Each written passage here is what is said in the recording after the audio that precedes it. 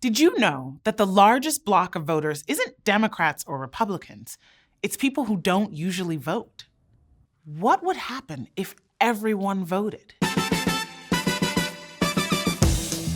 The missing voters are predominantly the people who face the largest barriers to economic opportunity and security, and who support the most progressive ideas for how to fix our nation. They're people of color, young people, people with lower incomes who are often working multiple jobs and don't get time off to vote. So what would happen if everyone voted? Transformation. It turns out that the people who are most likely to vote in every election have different priorities than those who don't.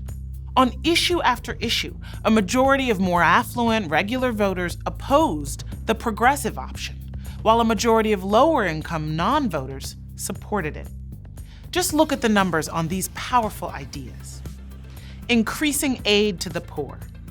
Government guaranteeing jobs and high living standards. A high enough minimum wage to keep workers out of poverty. Politicians are accountable to the people who put them in office, and right now a donor class that is whiter, wealthier, and more male than the population as a whole is voting with their money and at the ballot box.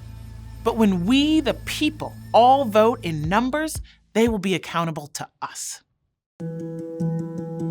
The barriers that many potential voters face are well known.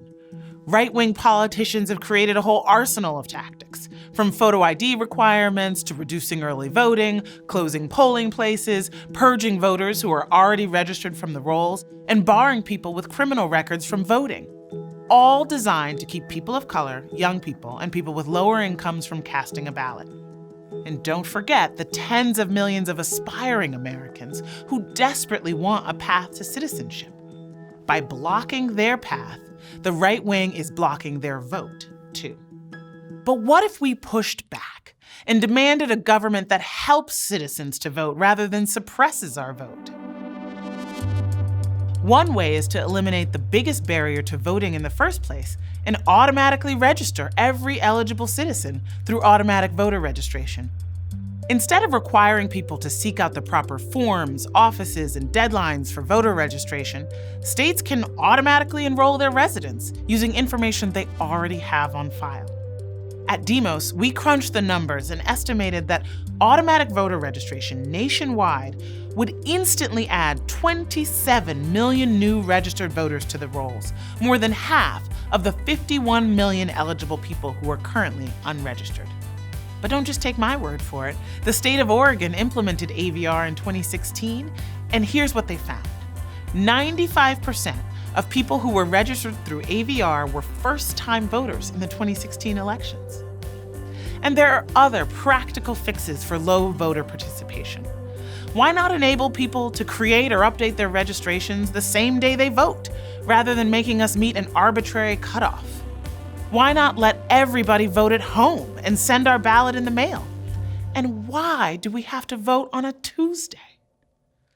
Just think about the kinds of changes we could make if everyone voted. We could enact policies to create better paying jobs and better working conditions.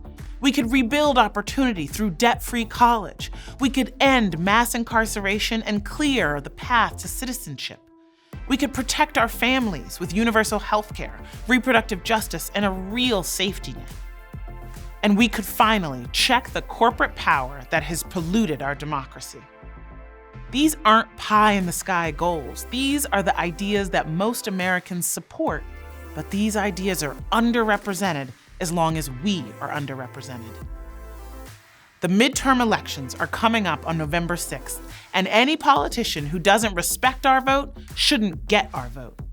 Tell your friends. You want to know how America can get out of the mess we're in? Vote. Everyone, vote.